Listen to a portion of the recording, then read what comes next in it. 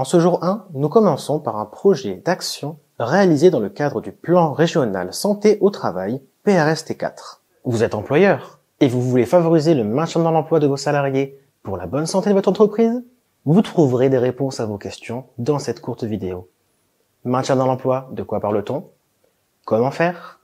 Quelles sont les ressources pour vous aider?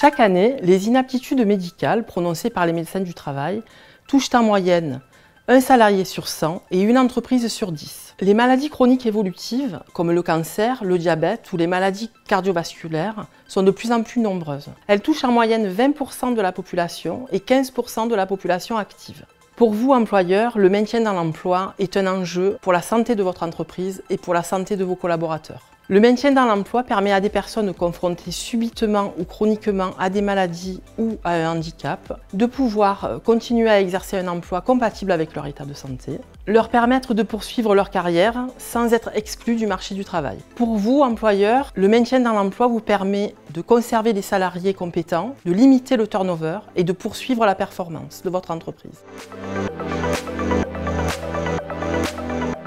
En tant qu'employeur, vous pouvez agir sur la prévention et le maintien dans l'emploi dans un cadre collectif en mettant en place de bonnes conditions de travail pour limiter le risque d'accident du travail et des problématiques santé qui pourraient être induits par le travail. Dans un cadre individuel, en aménageant le poste de travail de votre salarié qui serait confronté à une problématique santé, en accompagnant votre salarié dans son évolution professionnelle, en sensibilisant vos professionnels à la prévention et au maintien dans l'emploi, et en invitant l'ensemble de vos salariés en arrêt de travail à réaliser la visite de pré-reprise auprès du médecin du travail afin de préparer au mieux son retour à l'emploi.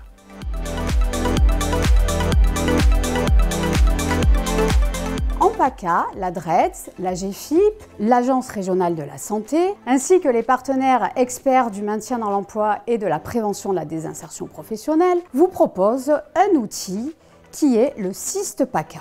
Cet outil vous permettra d'avoir accès à 3 ressources. La première ressource, il s'agit de trouver la liste des acteurs qui vont pouvoir vous aider dans vos démarches sur le maintien dans l'emploi. Vous trouverez un annuaire et vous trouverez également les rôles et missions de chacun.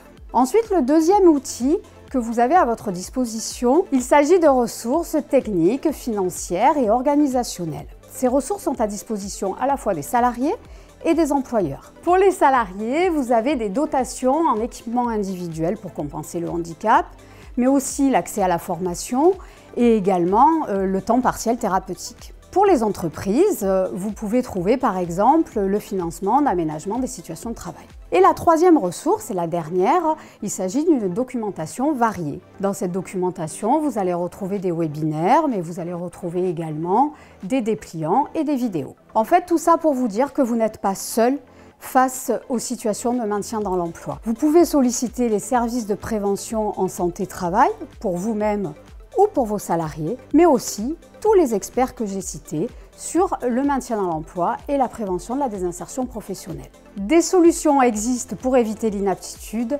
Rendez-vous sur le SIST PACA.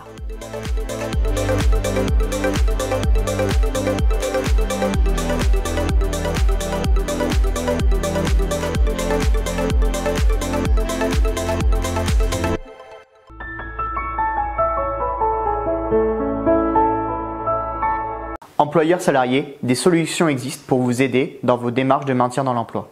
Vous n'êtes pas seul, un réseau d'acteurs existe. Pensez à le solliciter. Pour ce faire, nous vous invitons à consulter le site sistpaca.org.